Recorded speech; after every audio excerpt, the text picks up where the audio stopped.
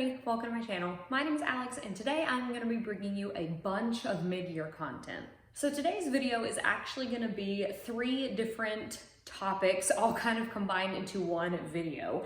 I'm going to be doing the mid-year book freakout tag. I'm going to tell you some of my quarterly stats for Q2 of 2020, and we're going to be checking in with my 2020 reading goals. Now, if you are only interested in one of those 3 things, I will leave timestamps down in the description box below so that you can skip ahead and only watch the part of the video that you're interested in. But before we get into everything, if you are new here and you're not already, please be sure to go down and hit the subscribe button as well as the bell icon down below so that you never miss out on any of my content. And without further ado, let's get started.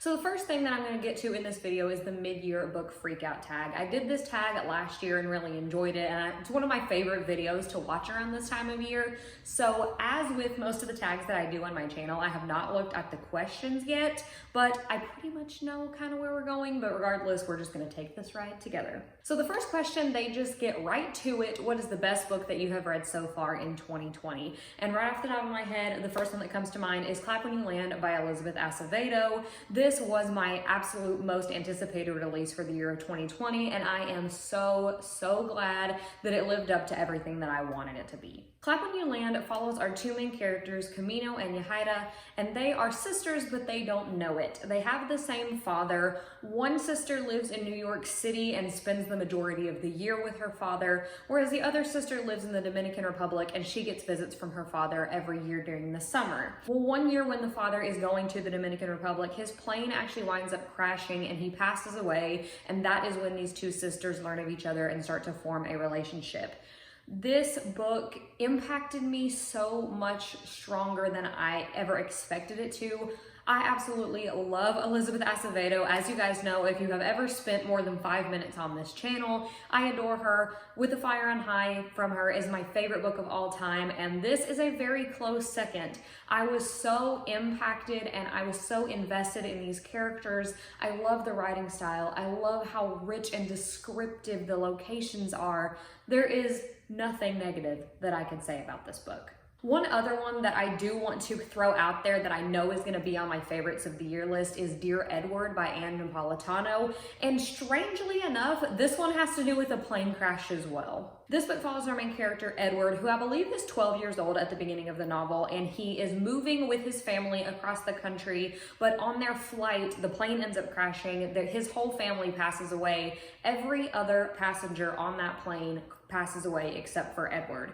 So we follow kind of in dual timelines. We get to see the plane crash minute by minute as the plane is flying before it crashes, and we get into the head of a lot of these random passengers, and then we also get to follow Edward growing up in the aftermath of this tragedy. This is a novel that completely took me by surprise. I had never read from this author before. I'm not sure if this was a debut or not, but I could not believe how incredibly this book impacted me. If you're looking for a really sad book that is going to just pull at your heartstrings and a really solid literary fiction, I would recommend this one for sure. The next question is the best sequel that you've read so far in 2020. I really can't give any other answer other than The King of Crows by Libba Bray. This is the 4th and final book to the Diviner series, which is another one of my favorites of all time.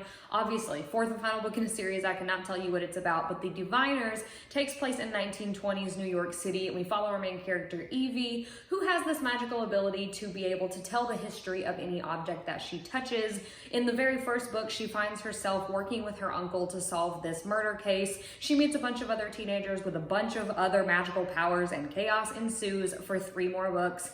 This series is absolutely masterful. One of my favorites to listen to on audio in particular. A lot of people really didn't enjoy this 4th book, or not as much as they have for the rest of the books in the series, but I was highly satisfied with this conclusion. We get all of the same amazing characters and wonderful representation that we've come to know and love from this series, and the ending sets up for some amazing future content from Libba Bray that I just cannot wait for. Number 3 is a new release that you haven't read yet but want to. Now for this one, there are several books that I could pick from. I obviously had a huge list of most anticipated releases for the first half of the year, but the one that I'm going to mention in particular is Be Treed by Emily Henry. Now you guys might know that I have read from Emily Henry in the past. I've read 2 of her books that are YA kind of speculative fiction, and I did not enjoy either of them. But this is an adult contemporary romance, and I've heard mixed reviews, but I'm still optimistic. This book follows two authors who write completely different genres from each other. They really do not like each other, but they wind up being neighbors over the summer, and I believe that they write each other's genres kind of as a challenge, and I assume that they wind up falling in love in the process. Like I said, I have heard mixed reviews about this one, but I hope that I enjoy it. Definitely one that I am still looking to get to while it is still summertime. The next question is your most anticipated release for the second half of the year. Now, it's really hard for me to narrow this down to just one. I am going to direct you guys to a video that I've made on my most anticipated releases for the second half of the year. I have an entire video where I go in depth about around 30 books that I'm looking forward to in the second half of the year, but I'm just going to throw a couple of titles at you real quick. Probably my number one most anticipated release for the second half of the year has actually already been published, and that is A Beautifully Foolish Endeavor by Hank Green. This one came out on Tuesday, July 7th, which was just last week if you're watching this video in real time. I absolutely adored the first book by this author. I love Hank Green, have for years, and his debut absolutely blew me away last year. It was one of my favorites of 2019. Cannot wait to get to this one. I'm also looking forward to Today, Tonight, Tomorrow by Rachel Lynn Solomon, which I read her debut novel as well, called You'll Miss Me When I'm Gone. Really enjoyed that one. Really wanted to get into this one. We also have Hollowpox, which is the third book in the Nevermore series by Jessica Townsend. I absolutely adore this middle grade series. It's one of my favorites, and I need something like this in my life. And in December, Colleen Hoover has a paranormal romance coming out called Layla that I am just really intrigued by. Question number 5 is your biggest disappointment. I unfortunately have had a few disappointments this year, but for my biggest disappointment, I'm gonna go with The Queen of Nothing by Holly Black. This is the third and final book in the Folk of the Air trilogy. I am actually planning to unhaul this. I'm pretty sure that I've included it in an unhaul video. Those books just haven't made it off my shelf yet, but I do plan to unhaul them. But this book was not good, if I'm gonna be honest with you. I really enjoyed the first couple books in this trilogy, was setting up for a really promising conclusion, but I felt like this was really boring. I did not like the turns that the main characters took, didn't care about this, it wasn't long enough, it wasn't satisfying. I just did not enjoy this. Also, sorry if the lighting changes randomly, I think it's about to rain. But question number 6 is your biggest surprise. And for this one, I'm gonna go with a very recent read of mine, and that is The Inn at Rose Harbor by Debbie McCumber. Now, I just talked about this in my June wrap-up, but I was highly surprised by how much I enjoyed this book. Debbie McCumber is a really prolific author, but I just had my own biases in my head thinking she's one of those authors that writes this really boring stuff that's just so formulaic. She puts out 7,000 books a year, so there's no way that this could be good, but this was really good. I was so invested in the characters, even though the writing style and the storylines were a little bit basic, to be honest. I still absolutely loved it. It was everything that I needed at the time. I just wanted something that would suck me in and I would get through it fast, and that's exactly what this was. I'm definitely going to be continuing with the series and maybe more from this author in general. Next is your favorite new author, and that can be a debut author or someone new to you. For this one, I'm going to have to go with Lisa K. Adams, who is the author of The Bromance Book Club and Undercover Bromance. Now, I obviously read both of these books so far in 2020, and they have opened me up to how much I really enjoy sports romances, which is something that I did not think that I would be into. I'm not really a sports person, but I am obsessed with these. I know a lot of people really didn't like Undercover Bromance as compared to the Bromance Book Club, but I highly enjoyed them both. These books are super fast to get through. They're addicting. They have great plots. The characters are funny. It's not the most complex literature that you'll ever read, but it's fun. It's cute. It's everything that you want for a pick-me-up. And there's a third book in the series coming out in November that I know a lot of people are hyped for. I am one of them as well, so she is definitely one that I'm going to be keeping on my radar throughout the coming years. Number 8 is your newest fictional crush. And I don't really have fictional crushes anymore. That's something that I used to be really into when I was younger, but now I just don't really get as attached. I have continued my crush on Sam Lloyd from the Diviner series, but that's not a new one. I've had a crush on him ever since I started the series a year and a half ago. But if I had to pick someone, I'm gonna guess reuse an answer and say Gavin from the Bromance Book Club. And oddly enough, I also really enjoyed Gavin from Intercepted by Alexa Martin, which is another sports romance. But both of these men are just really dedicated to their women and are willing to go to any lengths necessary to make them happy, and who doesn't want that in a partner? Number 9 is your newest favorite character. For this one, I think I'm gonna go with Vin from the Mistborn series by Brandon Sanderson. I've read the first 2 books in this series this year, and I've really enjoyed getting to watch Vin kind of come into her own. I can't say a ton about details because spoilers, but this is an incredible fantasy series that I just love watching Vin be a badass woman. Number 10 is a book that made you cry. Now again, I'm trying not to repeat answers, and I don't think that there is a book that's actually made me cry, but probably the closest that I have come is The King of Crows by Libba Bray, simply because I absolutely adore this series, and it was sad to see it come to a close, but it was kind of a bittersweet ending. Like I said, I don't know if I actually cried, but this is just what I'm gonna go with. And after that, it asks for a book that made you laugh, and for this one, I have to go with My Lady Jane. Every review that I've ever heard about this book and this series has said how funny they are, and I 100% agree. This one was hilarious. It had me laughing out loud multiple times. I just loved the narration and the writing style and these crazy, insane characters, and I'm really looking forward to continuing this companion series. The next question says the most beautiful book that you have bought or received so far this year. Is it really any question? You guys know I'm gonna go with the Fire and High by Elizabeth Acevedo. I read this for the first time last year, but bought it for myself this year. I absolutely had to have a copy of it on my shelf. And this is one of the prettiest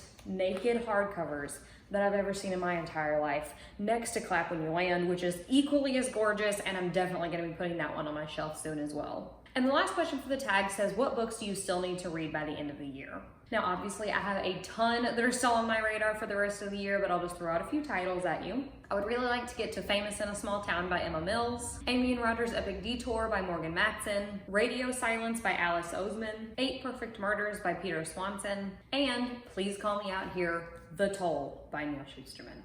So that is it for the mid-year book freakout tag. We've got 1/3 of this video down. Now we're gonna be moving into some stats for the second quarter of 2020. So this is all the books that I read from the months of April, May, and June. Now for the second quarter of 2020, I actually wound up completing 47 books, which to put it in perspective, for the months of January, February, and March, I read 46 books. So we are still on track. I'm really surprised that it's that close. Maybe we can go for 48 in this third quarter of the year. But the first stat that I'm going to give you guys is the format. So how am I actually picking up these books? And to my surprise, 53% of the books that I have read throughout second quarter has been audio. So more than half of the books that I have read have been on audio. 36% have been digital and 10% have been print.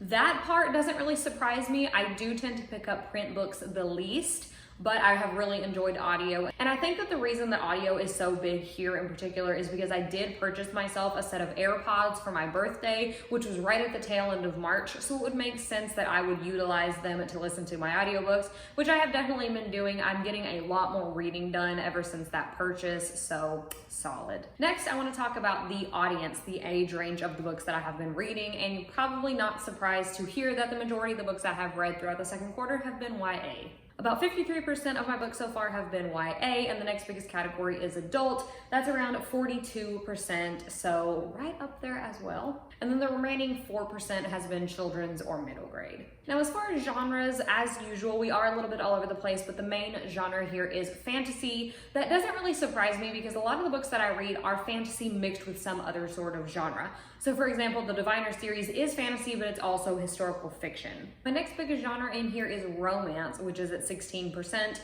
A lot of that is kind of contemporary mixed in with romance, but these books are particularly centered around the romance aspect. From there, our next biggest was historical at about 14%, which that is pretty surprising to me. And then after that, we have a 3-way tie of sci-fi, self-help, and horror. That's really weird to me because I don't read a ton of horror, but I have noticed myself starting to get more into them. I think that I've read 4 books that are horror as of this video, and then into July, I've read an additional horror book. So that kind of surprises me as well. The others don't really. I have been getting more into the nonfiction. That was one of my genre jar picks a couple months back, so that makes sense. And then I also do have a little sliver of a memoir / bio and general nonfiction Now, books by page count, this one was not surprising to me either, but the majority of the books that I read are between 300 and 400 pages. After that, apparently I have actually been skewing towards the shorter side of things because the next biggest category is between 200 and 300 pages. And then books between 400 and 500 and 500 and 600 are right around the same. So I have been sticking in that range. I am hoping in this second half of the year to push myself to read some bigger books. I have planned A Little Life for this month. I've still got 3 more Harry Potter books to read, so hopefully those numbers will get a little bit bigger. As far as the sources, where I have gotten my books from, it's no surprise that 66% of the books I've read have come from the library. That has either been physical books or through the Libby app. Those are both combined in this category. And next, I am surprised and so grateful that my next biggest category is review copies. I have been getting a lot more review copies on NetGalley lately, and I'm very lucky and happy to be able to say that that's my second biggest category. Next after that is Scribd at about 6%. I am really happy that that is a thing, but I think that I would like to make it bigger. Since I am paying for the Scribd subscription every month, I want to utilize it to its fullest potential, and there are some months where I will only read 1 book on Scribd, which still, if you pay $10 a month for a Scribd and read 1 book, $10 for a book is a lot cheaper than going to buy it at the store, and it's upwards of $25 for a hard copy, but I do want to continue to utilize that service a little bit more just to make sure I'm getting my money's worth. Next is books that were gifted to me, and that is either from like people I know personally. My husband's bought me a couple books, that's about 4%. And then at 2.1% tied is books that I've bought in 2020 as well as my owned TBR. So that's just essentially all the books that are back here on my shelf, 2.1% combined for those. That number really needs to get up here. I use the library a lot and I love doing that. I love supporting my local library, but I do also want to read the books that I've already spent money on. So hopefully I'll push myself and create a little bit more of an effort in that category in the second half of 2020. Now, as far as star ratings, again, this is probably no surprise, but my biggest category here is 4 stars. I've given a ton of books 4 stars this quarter. They were really good, but not magnificent, blow your mind, I will remember this book the rest of my life, but they also weren't mediocre or bad. So in general, I have had a really successful quarter as far as reading books that I have enjoyed, but I'm hoping that maybe I can be a little bit more selective in the future and really bulk up those 5-star reads. As far as the gender of the author, I skew heavily female here. About 70% of the books that I have consumed this quarter have been written by female authors. About 27% have been written by males, and then about 2% are other, so this might be a trans person or a gender non-binary person. As far as nation of origin, probably again, no surprise, 80% of the books that I have read so far have been written from authors from the US. After that, 8.5% from the UK, 4.3% from Ireland, and then I've also had a couple from Israel and the Ukraine. So this is definitely a place that I am looking at more now. This is honestly something that I did not think about, and I was privileged enough to not have to think about this, and I've been really ignorant in not even thinking about where my authors are coming from. That kind of mindset is going to go into a couple of these stats in a minute as well, but this is definitely something that I want to be considering more as the year goes on. These next 2 I'm going to show you together, and they involve people of color. So first we have authors of color versus white authors. For the second quarter of 2020, 83% of the authors that I read were white and 17% were people of color. Now this is something that again I really want to be focusing more on in the latter half of 2020. It's something that again I have been very privileged to be ignorant in the fact that I have not thought to bring these authors into my wheelhouse. 100% something that I'm going to be focusing more on, and hopefully my quarter 3 wrap up will reflect that. In the same vein, protagonists of color. I cannot even believe this stat. It kind of makes me sick even to think about it, but the books with no people of color protagonists, 85% of my reading throughout the second quarter, whereas the other 15-ish% has been authors with protagonists of color. So again, that's definitely something that I want to be thinking about more and actively seeking out throughout the rest of the year. Along the same vein, the next couple stats that I want to talk to you about are queer individuals or people in the LGBT community. So starting out with queer authors, 93% have not been queer authors and about 6% have. And then queer protagonists, about 78% of the books that I've read have not featured a queer protagonist, and the remaining 21% have. So again, these are 2 more places that I really want to be focusing on seeking out more of this literature. Now, as far as own voices versus non-own voices, again, like I said, this is definitely something that I want to be focusing more on. As far as own voices representation, I've read 87% non-own voices and about 13% own voices. I will say part of this is that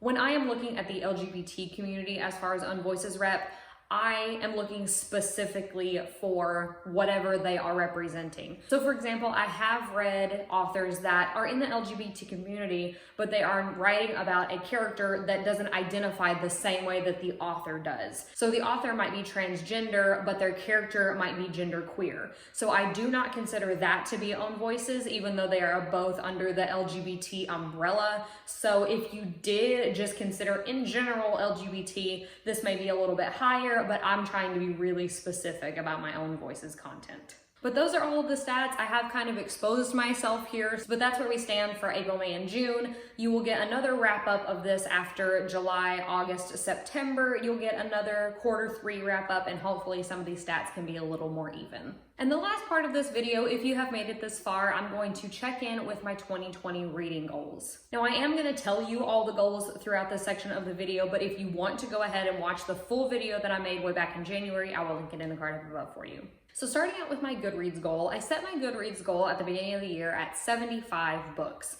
Now, to put some context with it, back in 2019, I finished 149 books, I think 150 right around in there, and my goal last year was 75, so I had doubled it. My intent going into this year was to put less pressure on myself to read. I didn't want to continually be reading and giving up other things that I wanted to do just to hit a number.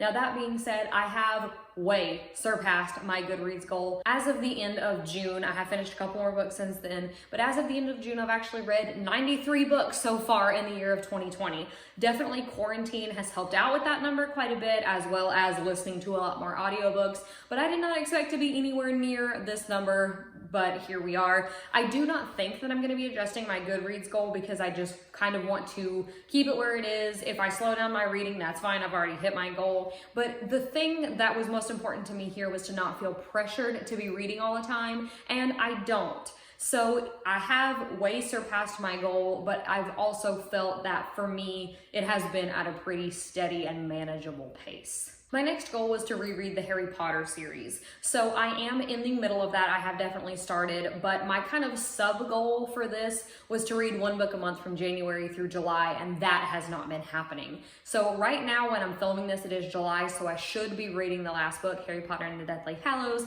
but I am actually getting ready to start book 5, Harry Potter and the Order of the Phoenix. So I've talked about this a little bit in a couple of other videos, but I am just going to kind of step back and take this readathon a little bit slower. If it takes me until the end of the year to finish Harry Potter, that'll be fine, but I am well on my way to meeting this goal. My next goal was a little more broad, and that was to prioritize rereads. I said that it would be great if I could reread one book a month, and I have essentially kept up with that. As of right now, I have reread 8 books throughout the year, so 6 months, 8 books, that meets the goal. My next goal was to keep up with my ARCs, and I said that I wanted to read my ARCs at least 1 month before their publication date, and I have kept up with that for the most part. There have definitely been a few ARCs where I have read them closer to publication, finishing right on the publication date for a few of them, but for the majority, for the most part, I have definitely been reading my ARCs a month ahead of time. The next goal that I had set was actually one that I totally forgot I had even set for myself until I started watching my goals video. And I said that I wanted to keep up with my new releases. So for the purpose of the video, I was considering a new release to be a book that had been published in the last 3 months,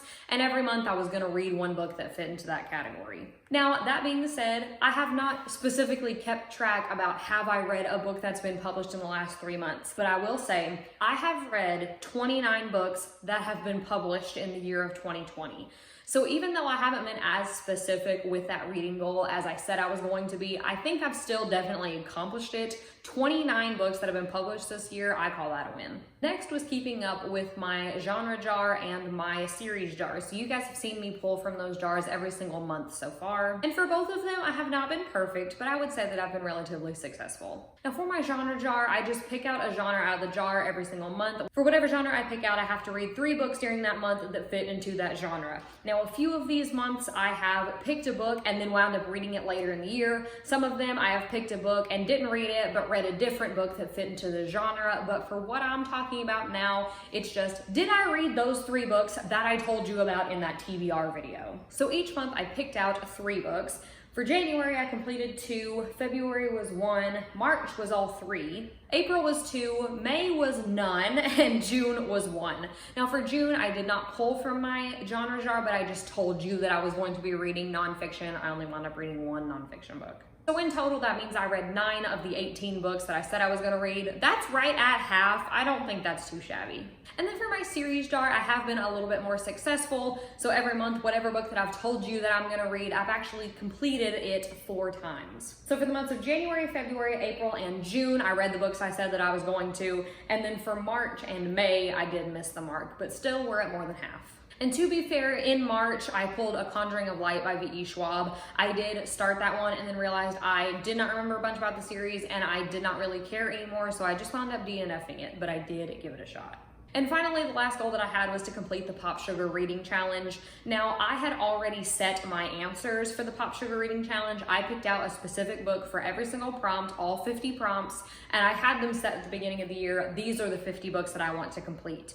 Now, had I not done that and just filled them in as I go, I would probably be further along on this challenge, but as it stands right now, I have completed 16 out of the 50 prompts. We're halfway through the year, so I should have completed 25, but we're sitting at 16. This is definitely one that I need to get on for the second half of the year. But after all that, that is everything for my mid-year kind of wrap up. If you have made it this far, let me know in the comments down below. I cannot even believe that you sat here and listened to me ramble for half an hour. But that is it for today's video. Let me know your thoughts in the comments down below and let me know your favorite book that you've read so far this year. As always, if you enjoyed today's video, please be sure to go down and give it a big thumbs up, as well as hitting the subscribe button and the bell icon down below so that you never miss out on any of my content. So until next time, bye!